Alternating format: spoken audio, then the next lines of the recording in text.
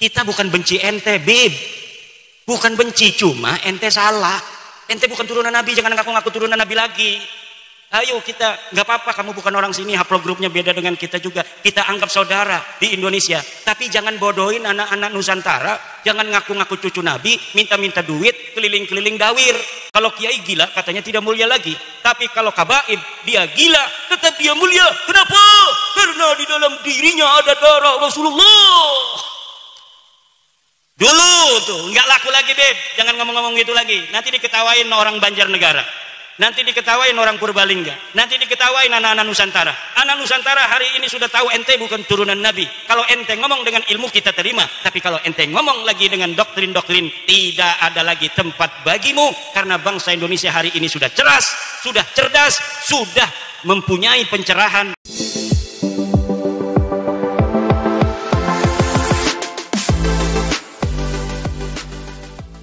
Assalamualaikum warahmatullahi ta'ala wabarakatuh.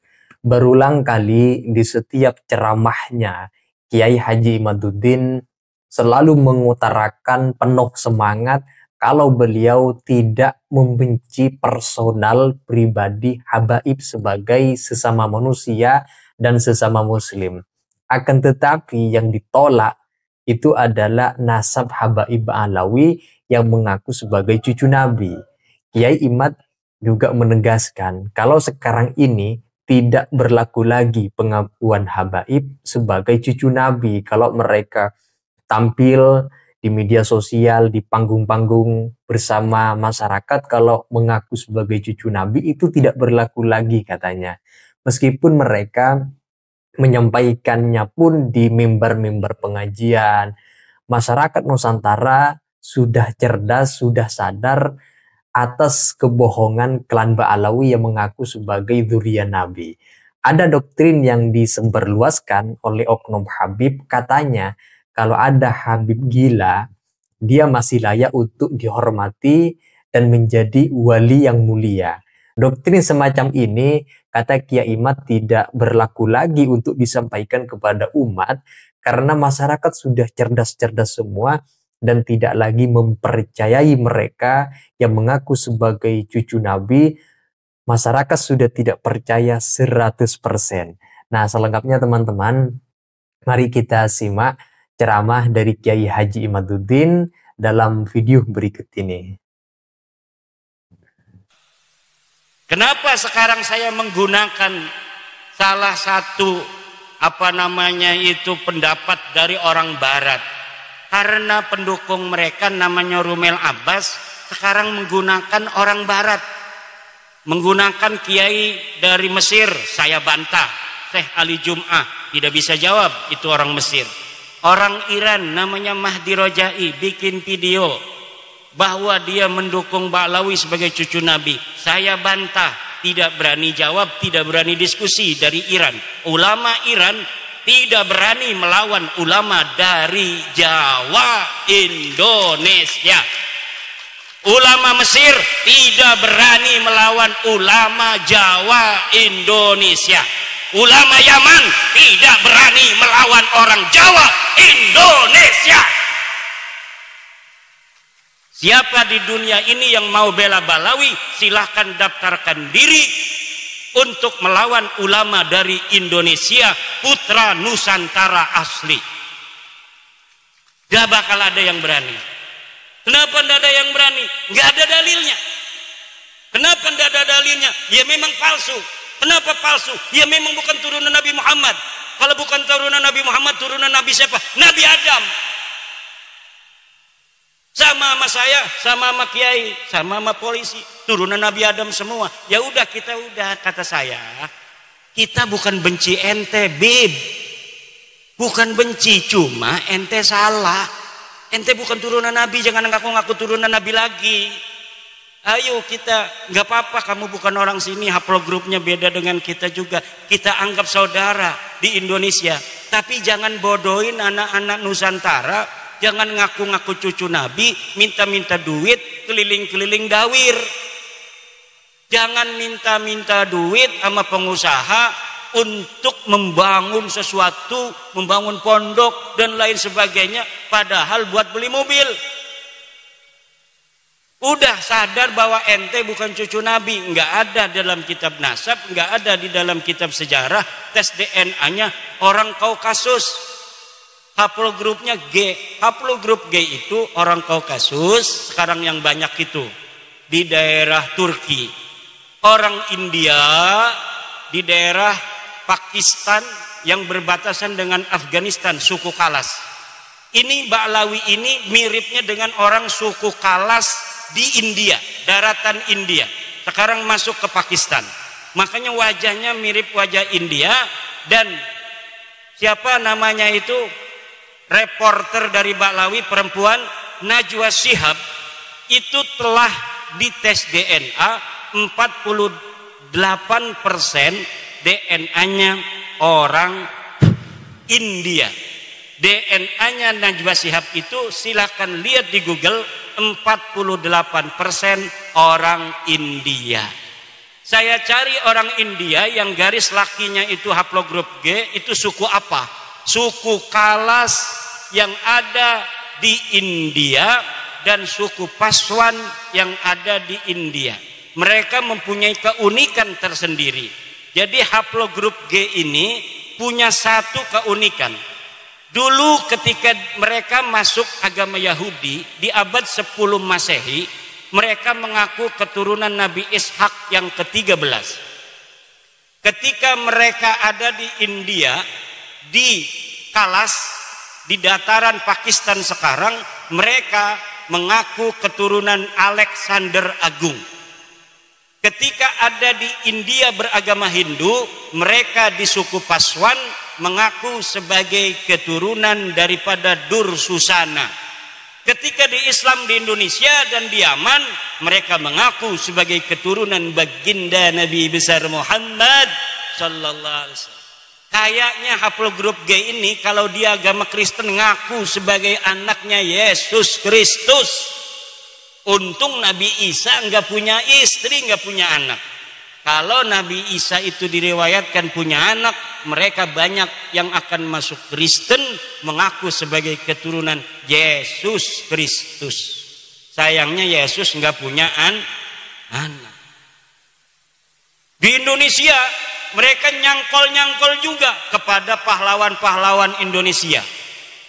Ada yang mengaku keturunan Hamengkubuwono. Ada yang mengaku sebagai keturunan Sunan Giri. Jalur lakinya kami dari Ba'lawi, jalur perempuannya dari Sunan Gunung Jati. Ada yang ngaku ke Banten. Kebetulan saya ini salah satu nasabah di Banten sejak 2012. Jadi sudah agak hafal seluruh keturunan-keturunan Sultan Banten dan di mana adanya komunitas keturunan Sultan Banten. Ada seorang Ba'lawi ngaku keturunan Sultan Banten dari ibunya katanya. Dari siapa? Dari Pangeran Mesir bin Sultan Ageng Tirtayasa. Saya langsung hubungi keturunan Sultan Mesir yang ada di Pontang, dekat dengan Kresek, masuk Kabupaten Serang. Betul nggak ada susunan nasab seperti ini yang dari keluarga Pangeran Mesir? Ini bohong Kiai, ini palsu. Palsu. Mereka mengaku keturunan Jogja dari Hamengkubuwono II. Saya teliti, saya konfirmasi kepada peneliti nasab di Jogja, palsu. Ngaku Sunan Giri, palsu. Ngaku apa saja, ngaku kiai, ngaku ulama. Masa ulama nggak suruh baca kitab dari kiri ke kanan? Selama ini yang dibicarakan berarti bukan berdasarkan ilmu, berdasarkan hafalan anak-anak mau tampil pidato itu. Mau tampil pidato dia hafalin gitu. Tapi ndak mondok, sehingga dia nggak paham. Ilmu itu bukan apa yang dihafal, tapi apa yang dipahami di dalam sukma. Sehingga menjadi kebijaksanaan untuk menentukan sebuah hukum Allah Subhanahu wa ta'ala berdasarkan Al-Quran Al-Hadis, kemudian dialakohkan dengan wakil kejadian yang menyertainya. Itu namanya alim, namanya kiai. Itu kiai-kiai kita itu kenapa? Kiai kita itu pada tawadhu, Karena ilmunya itu rasihun fi qulubihim. Ilmunya masuk ke relung-relung jiwa, relung-relung hati mereka. Semakin banyak ilmunya kiai, semakin tunduk kayak padi. Semakin berisi dia semakin menunduk. Semakin ada orang menghormati, semakin dia menghormati orang yang menghormatinya. Ini akhlak bangsa kita, bangsa Nusantara. Tapi mereka kalau dihormati ngelunjak. Semakin dihormati, semakin yang menghormatinya dimanfaatin, duitnya diroyot, apa tuh istilahnya, diporotin. Kalau ada mukibin kaya, udah habis itu. Punya mobil Alphard diminta, kalau enggak kualat ente. Orang mengkritik mereka, kata Novel Anidrus, orang yang berani mengkritik Habib itu adalah dajjal. Tidak ada itu dalam ajaran. Orang yang mengkritik Rasulullah aja, Rasulullah nggak pernah bilang yang mengkritik beliau itu dajjal. Sahabat beberapa kesempatan diriwayatkan pula itu bermusyawarah dengan Rasul, bertanya, wahai Rasul, apakah pendapatmu ini berdasarkan wahyu, apakah berdasar pendapatmu sendiri? Kalau berdasarkan wahyu, kita harus ikuti. Kalau berdasarkan pendapatmu, bolehkah kami memberikan masukan apa yang seharusnya kita lakukan dalam perang ini? Itu aja Rasulullah. Apalagi manusia biasa. Manusia biasa itu Bapak Ibu, kalamuhu yuraddu wa yuqbalu qauluhu illa sahibah hadal qabri. Kalimatnya, kata-katanya, pendapatnya itu boleh diterima, boleh ditolak, illa sahibah hadal qabri, kecuali baginda Nabi besar Muhammad. Lalu ajaran yang mengatakan orang mengkritik Habib itu adalah dajjal dari mana? Kalau bukan dari ajaran Islam. Mungkin mereka punya ajaran agama lain yang tidak ada dalam ajaran agama kita. Dalam agama kita, inna akramakum indallahi atqakum. Seluruh manusia itu sama. Sesungguhnya orang yang paling mulia di antara kalian adalah orang yang paling bertakwa. Kata mereka yang paling mulia adalah kabaib. Walaupun tidak ibadah, walaupun tidak sholat, walaupun tidak alim, mereka tetap mulia.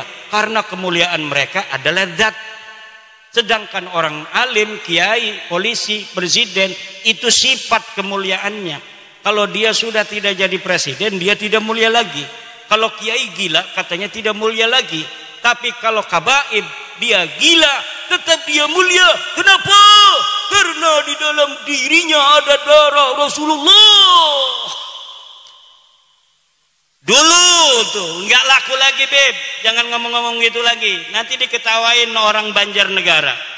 Nanti diketawain orang Purbalingga. Nanti diketawain anak-anak Nusantara. Anak Nusantara hari ini sudah tahu ente bukan turunan Nabi. Kalau ente ngomong dengan ilmu kita terima. Tapi kalau ente ngomong lagi dengan doktrin-doktrin, tidak ada lagi tempat bagimu. Karena bangsa Indonesia hari ini sudah cerdas, sudah cerdas, sudah mempunyai pencerahan bahwa sesungguhnya kemuliaan manusia di mata Allah hanyalah berdasarkan takwa, bukan berdasarkan nasab. Penjelasan dari Kiai Haji Imaduddin yang barusan kita simak, bahwa kalau dalam ceramah-ceramahnya Oknum Habib memberikan semacam glorifikasi, termasuk juga mengeluarkan satu doktrin-doktrin, kalau ada Habib tidak sholat, ada Habib tidak puasa, melakukan perbuatan yang dilarang oleh agama, dia tetap mulia meskipun perbuatannya itu dilarang. Kenapa? Karena kemuliaannya itu, kata seperti yang barusan dikatakan oleh Kiai Imad, itu bersifat dzati, memang melekat pada dirinya yang menjadi mulia. Tapi kalau orang di luar kalangan habaib, kalau melakukan perbuatan menyimpang, perbuatan maksiat, itu dinilai sebagai perbuatan yang sifat, yang kalau dia dilakukan, dia tidak lagi menjadi mulia. Jadi kalau kiai-kiai pribumi melakukan semacam perbuatan yang dilarang itu langsung tidak mulia, tidak ada kemuliaan sama sekali kalau melakukan maksiat. Tapi kalau ada Habib melakukan pelanggaran, penyimpangan dalam agama, dia tetap mulia karena darahnya itu, adatnya itu, dirinya itu mengalir darah suci yang itu dikatakan bersambung kepada nasab suci Nabi Muhammad. Ini kata Kiai Imad, hal-hal seperti ini tidak berlaku lagi disampaikan di tengah-tengah masyarakat karena umat sudah sadar atas kebohongan, kedustaan mereka yang mengaku sebagai cucu Nabi. Nah itu saja teman-teman, silakan kalau kalian ingin menyampaikan pendapat terkait dengan ceramah penjelasan dari Kiai Haji Imaduddin yang barusan kita simak, silakan tulis pendapat dan argumentasi kalian di kolom komentar. Sekian dari saya. Wassalamualaikum warahmatullahi wabarakatuh.